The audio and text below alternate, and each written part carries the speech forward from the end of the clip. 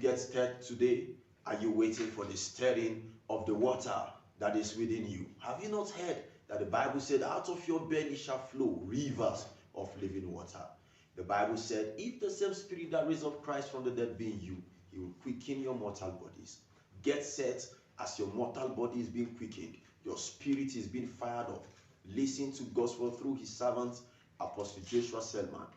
Point that gives Satan legitimate access to the lives of men, sadly including believers: covenants. Please just write it. Number 2, ignorance. Ignorance. Number 3, disobedience. These are the 3 biblical access points, and the only access points that Satan has. If you ever find Satan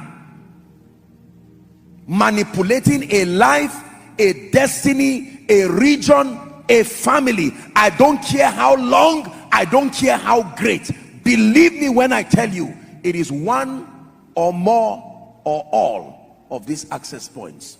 Number 1, covenants.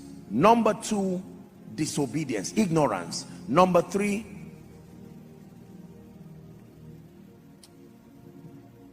of the 3, the most effective for Satan is covenants.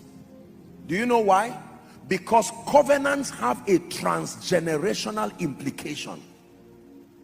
Covenants, ignorance, and disobedience are all interrelated.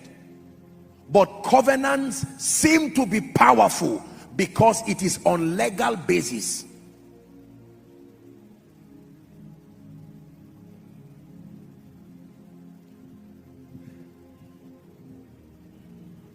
Let me touch on covenants. The idea of covenant was not invented by Satan. The idea of covenant was invented by God. It was God's own intelligence to manage the inconsistencies and to manage the emotional frailty of man. Listen carefully.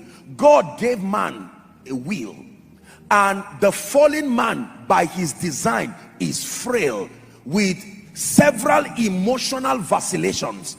And if man is going to partner with God sustainably, there has to be a way of binding man that is greater than his emotions. Covenants. Because covenant is a non-emotional activity. That means you can't just decide to change it. Anything God wants to do with man that he wants to take seriously, he will tie a covenant to it.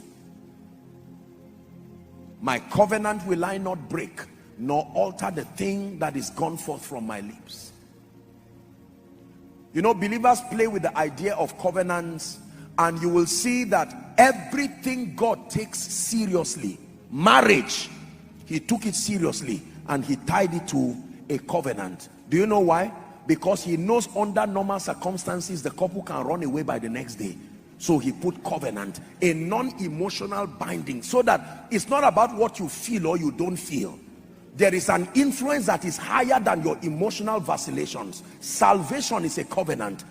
Whosoever believes him. If not, there are people who can be so bad they don't deserve to be saved. However, because it is a covenant, whosoever calls upon the name of the Lord, it does not matter who that person is, provided you confess with your heart. Let me tell you, if you are given the keys for salvation, there are people whose level of evil, if you see them, you will tell them, don't near this altar. However, because it is a covenant, whosoever believes in him, even if you are Saul, even if you are Paul, whosoever. The only personalities that salvation does not capture are fallen angels. Salvation is not for angels and non-human spirits. I'll be teaching you the rules of engagement. That is why Satan and demons cannot be forgiven. Salvation is for men. Salvation is for men. The benefit of salvation extends to creation, but animals don't have to give their life to Jesus. They are already under the dominion of man. The same way when Eve ate, nothing happened till Adam ate. That is the same way. What animals and plants do does not matter, provided the man in control is still in touch with God. Are you seeing that now? Animals and seas and all of this only are harsh to man because man had willfully given his authority to Satan.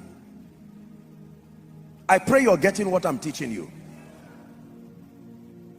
Covenants are very powerful. Everything that God wants to do with you, if he wants to take you seriously, there will be covenants. Because by the frail nature of men, that's why you hear that there are relationships called covenant relationships, non-emotional. Is that true? When you get a job, watch this, it may not be called covenant, but there is something given to you called an employment letter. Is that true? It clearly spells the terms.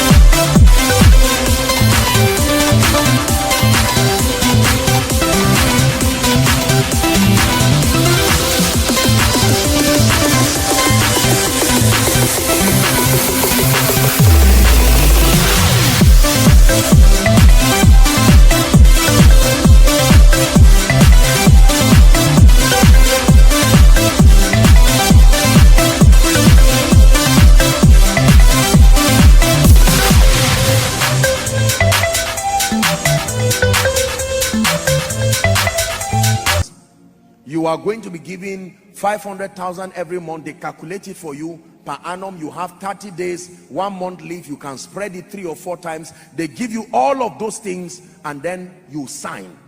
The signing is a declaration of your consent that if for any reason I violate these terms, is that true? The company has a right to punish me based on their modus operandi, and that if I comply with these terms, I have a right to take the company to court for defaulting. Covenants. Say covenants. That is the reason why when Satan came to our forefathers, he did not suggest. He called them and said, you want me to help you?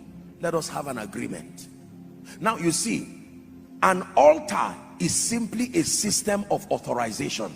Again, we'll discuss that next week when we talk about altars. An altar, because you will see that what we call the mercy seat in heaven, in fact, God himself sits, his throne is an altar, a system of authorization. Let us therefore come before the throne of grace, that we may obtain from that throne. He literally sits on an altar. An altar is a system of authorization.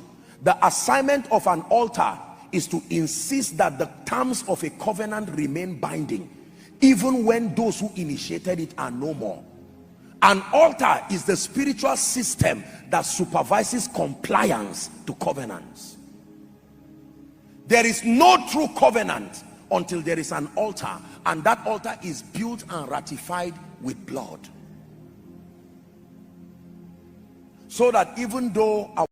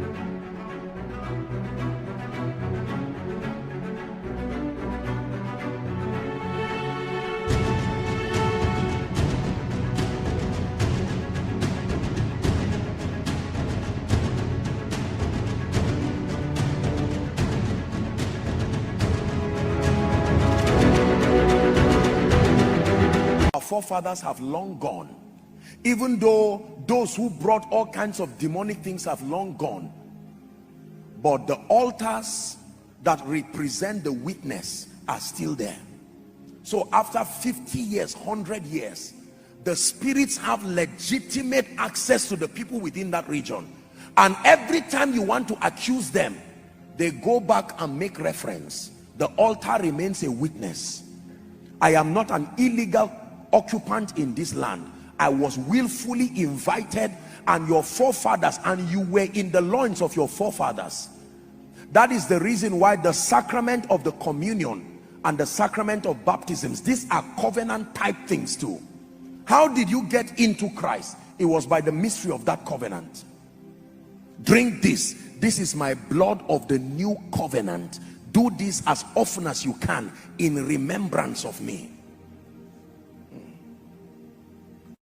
We believe you'll be mightily blessed through this video content.